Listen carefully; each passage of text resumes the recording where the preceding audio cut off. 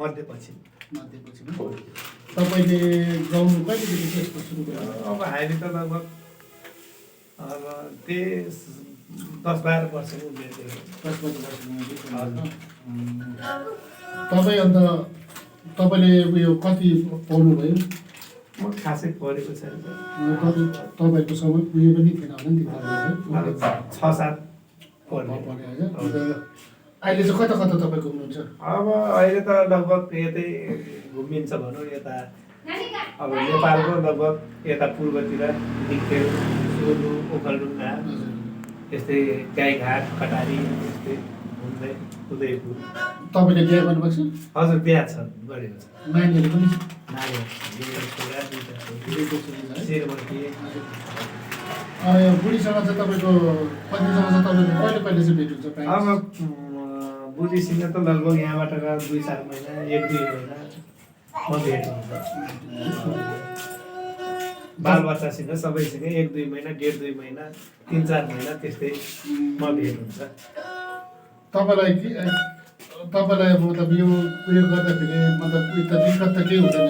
हुँदैन, त्यस्तो हुँदैन सर। सबैले माया गर्नुहुन्छ। हाम्रो नेपालको राष्ट्रिय बाजा गन्धर्व जाति पहिले अब वल्लो गाउँको घटना पल्लो गाउँमा, पल्लो गाउँको घटना वल्लो गाउँमा, पहिले पत्रकारको भूमिका लिएको जाति, अहिले अब हरेक कुराहरू लगभग अहिले अब दुनियाँभरि आयो। अब रामे कलाकार, श्यामे कलाकार, सबै कलाकार भयो।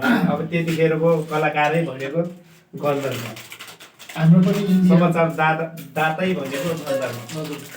हाम्रो पनि इन्डियामा तपाईँहरूको अब जस्तै यसरी गाउने आउँछन् उहाँलाई पनि बहुत सम्मान हुनु त हामी नेपालको तर इन्डियामा बसेकोले गर्दा चाहिँ हामी अहिले इन्डियाको भयौँ र यहाँ चाहिँ र तपाईँले चाहिँ अब तपाईँलाई के व्यक्तिगत सवालहरू है महिनामा तपाईँले कति कमाउनुहुन्छ?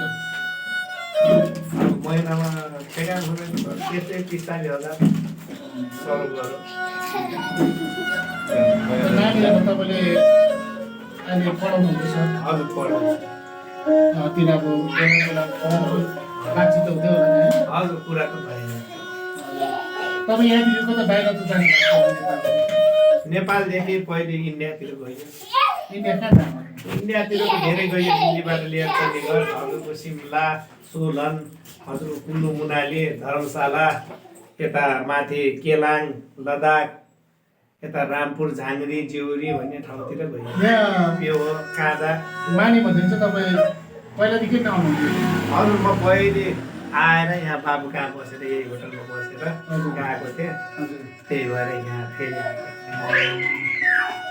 ल त तपाईँलाई शुभकामना छ। तपाईँले जुन चाहिँ काम गर्नुहुँदैछ है त्यो चाहिँ तपाईँको राम्रोसँग चलोस् है।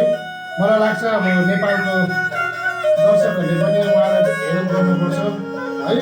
उहाँको उहाँले जुन चाहिँ संस्कृति बचाउने कोसिस गरेको छ र उहाँलाई चाहिँ तपाईँहरूले पनि सपोर्ट गर्नुपर्छ है। ल हजुरलाई तपाईँहरूलाई जति भन्नुभयो धेरै धेरै धन्यवाद।